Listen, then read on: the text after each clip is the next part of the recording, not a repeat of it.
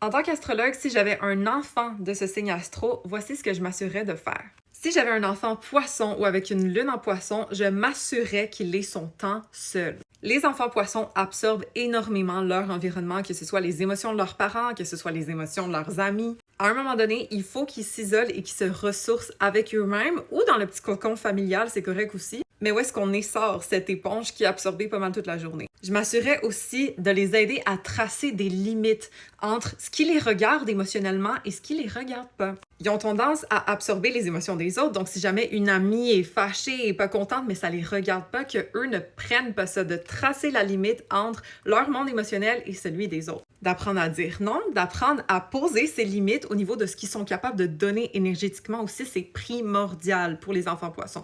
Et idéalement, de les mettre dans de la créativité, que ce soit de les faire danser sur de la musique, que ce soit, de faire de la peinture, mais ils ont souvent un monde créatif qui peut être développé au besoin. Si j'avais un enfant Verseau ou avec une lune en Verseau, j'essaierais le plus possible d'être son safe space. Au niveau émotionnel, les Verseaux, les lunes en Verseau ont tendance à se détacher un petit peu de leurs émotions parce que souvent, ils valorisent ce qu'ils pensent versus ce qu'ils ressentent. Donc, de s'assurer qu'ils ne poussent pas de côté et qu'ils refoulent des émotions parce qu'ils veulent continuer d'avancer. D'être leur safe space à ce niveau-là, ça va leur permettre d'être plus à l'aise avec leur monde émotionnel. Autre chose, c'est que c'est des enfants qui ont besoin de stimulation mentale, d'aller faire des activités de temps en temps, peut-être les amener voir des amis. Ils ont un besoin de spontanéité, de fun, d'aventure qui est présent et aussi de répondre à leurs questions. Parce que les enfants Verseau, c'est des monsieur, madame, pourquoi?